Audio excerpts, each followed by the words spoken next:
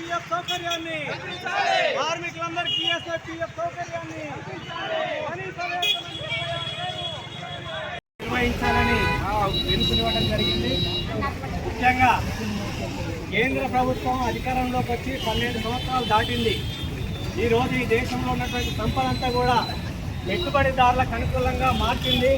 కార్మికులు కొట్లాడి సాధిస్తున్నటువంటి చట్టాలని యూనియన్ పెట్టుకోవద్దు, మీ హక్కుల గురించి మాట్లాడద్దు అని చెప్పేసి ఈరోజు చట్టం చేయడం జరిగింది.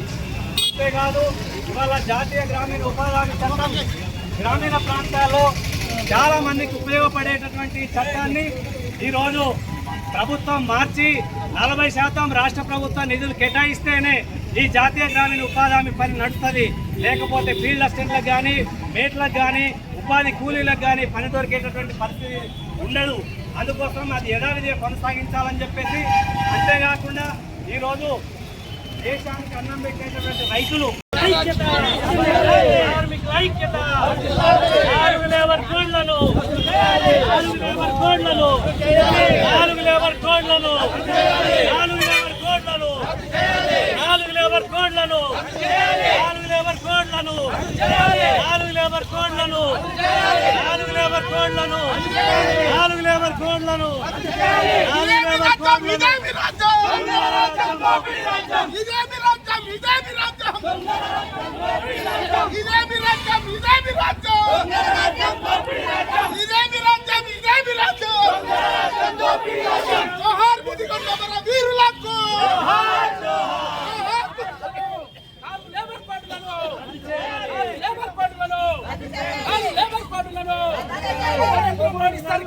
నల్ల చట్టాలు తీసుకురావడమా?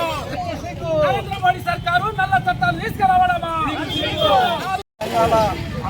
భాగంగా ఏదైతే 1942 ఆగస్టు 8న ఆ ఉద్యమం స్ఫూర్తితోటి జాతీయ కార్మిక సంఘాలు జైలు బారో కార్యక్రమం ఇవ్వడం జరిగింది. అందులో భాగంగా మరి ఈరోజు అంగన్వాడీ టీచర్లు, ఆశా వర్కర్లు, గ్రామ పంచాయతీ కార్మికులు, మధ్యాహ్న భోజన కార్మికులు వీళ్ళందరూ వచ్చి ఈ జైలు బారో కార్యక్రమాన్ని విజయవంతం చేసినందుకు వారందరికీ పేరు పేరున ధన్యవాదాలు తెలియజేసుకుంటూ, ఏదైతే 1900 పోరాటం ద్వారా సాధించుకున్నటువంటి 29 కార్మిక చట్టాలను ఇలా 4 కోట్లుగా విభజించి హక్కులను ఇలా కాలరాస్తుంది నరేంద్ర మోడీ ప్రభుత్వము. అట్లాగే వీజీ రామ్ చట్టాన్ని తీసుకొచ్చి ఏదైతే ఆనాడు 1965 ఆ ఎంపీల ఆనాడు కాంగ్రెస్ ప్రభుత్వం బలవంచి ఏదైతే గ్రామీణ ఉపాధి హామీ పథకాన్ని తీసుకురావాలని ఆ రోజు ఉద్యోగాలు లేక మరి వలస వెళ్ళడం ద్వారా మరి ఆ చట్టాన్ని ఇలా ఇంప్లిమెంట్ చేసింది. ఆ చట్టాన్ని పేరు మార్చుతూ ఈరోజు వీబీజీ రామ్ చట్టాన్ని తీసుకొచ్చింది. దీన్ని తక్షణమే ఉపసంహరించుకోవాలని కార్మికుల పక్షాన డిమాండ్ చేస్తున్నా.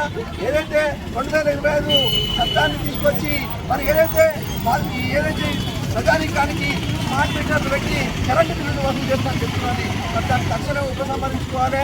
లేని పక్షంలో కార్మిక వర్గము దేశవ్యాప్తంగా ఈ పోరాటాలు చేస్తుందని కేంద్ర రాష్ట్ర ప్రభుత్వాలకు ఈ ప్రజల పక్షాన కూడా డిమాండ్ చేస్తున్నారు. ఈరోజు రాష్ట్ర వ్యాప్తంగా ఆటో డ్రైవర్స్ అందరూ చాలా ఇబ్బందుల్లో ఉన్నారు. వారికి సంవత్సరానికి 12,000 రూపాయలు ఇస్తానన్నాడు, మాట తప్పిండు.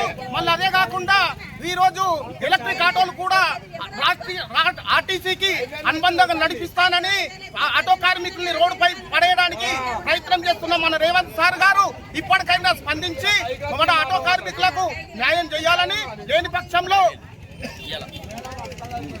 పక్షంలో ఆటో డ్రైవర్స్ అందరూ రాష్ట్ర వ్యాప్తంగా ఉధృతమైన పోరాటాలకి సిద్ధంగా ఉంటారని అది గుర్తించుకొని ఏదైతే అమలు చేస్తున్న ఆటో వర్కర్స్ కు ఆర్టీసీకి లింకు చేసే ఎలక్ట్రిక్ ఆటోలను బంద్ చేయాలని కోరుచు ఈ అవకాశం ఇచ్చిన సిఐటి సంఘానికి నాయకత్వానికి అభినందనలు తెలియజేస్తూ మరియు